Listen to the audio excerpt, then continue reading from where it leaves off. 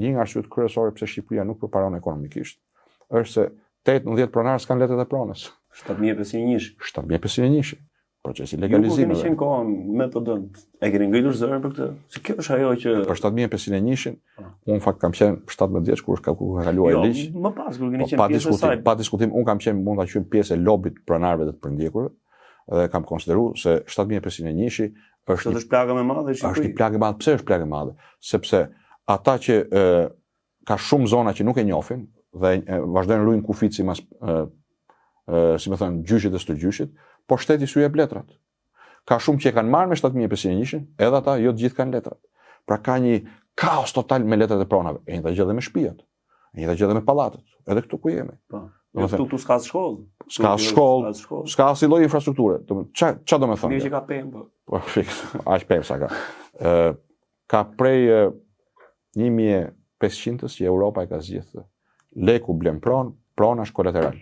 Kurse këtu leku blen pronë, po blen tulla dhe llaç, por letrat e pronës s'ti japin. Nuk i ke. Pronën se çot do të në bank për kolateral të marrësh i kredi, ndërtosh ku di një studio tjetër, apo të marrësh disa të tjerë në punë, apo të blesh 229 në vresht, apo të blesh mekanik bujqësore, apo të zgjerosh i biznes. E kupton se ç'a ndodh? Jemi në primitivitet për shkak të mungesës së vullnetit politik për zgjidhje çështjen e pronës. Si zgjidhet çështja e pronës? Edhe këtë kemi bën dakordsi me pronarët. Dhe kjo ka rëndësi, besoj, platformën me pronarët. Ka shumë rëndësi sepse prek më shumë se gjysmën e popullsisë. 1. Angazhimi jon ku është prona e lirë i kthehet pronarit. Ndalet çdo proces administrativ aktual kundër pronarit, ndalet çdo gjyq kundër pronarit, ku është prona e lirë i kthehet pronarit. Ku prona është e zënë, ose nga shteti, ose nga privati, kompensohet me vlerë tregu. Jo me 3%, sa shton këta. Po sot edhe për interesa publike, qoftë për rrugë, për infrastrukturë, shponsimi është katastrofë. Katastrofë. Edhe kemi parë sot rrugët e Shqipërisë janë rrugëve, edhe shohim. Ku i shohim, madje edhe autostradë nëse mund ta quajmë, Tiranë-Durrës, që është më kryesore që ka le të themi fluksin. Është amortizuar totalisht. Është katastrofë. Aeroporti që sot po shitet si aeroporti i Vlorës, që do të hapet këtu ndoshta sot nesër.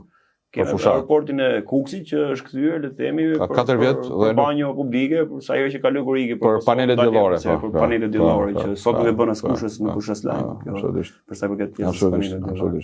Pra, mos jemi pra edhe ne në këtë pikën e fasadës, pra, janë bërë mirë për llogaritjet e këtyre me specialistë, me njerëz të dur.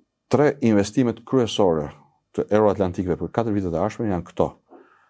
400 milion euro në vit për rritjen e pensioneve, 400 milion euro në vit për kompensimin e pronarëve dhe 200 milion euro në vit për këto 4 qendrat e infrastrukturë, të teknologjisë informacionit për rinin shqiptare.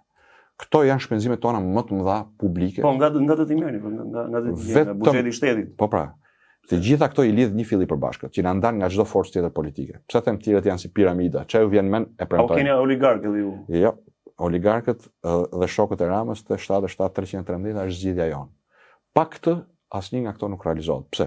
Sot këto para vidhen me shokët e Ramës ke 77-313. Vetë kontrolli i lartë i shtetit thotë që vidhen 1 deri në 2 miliardë euro vit për vit. Vit për vit.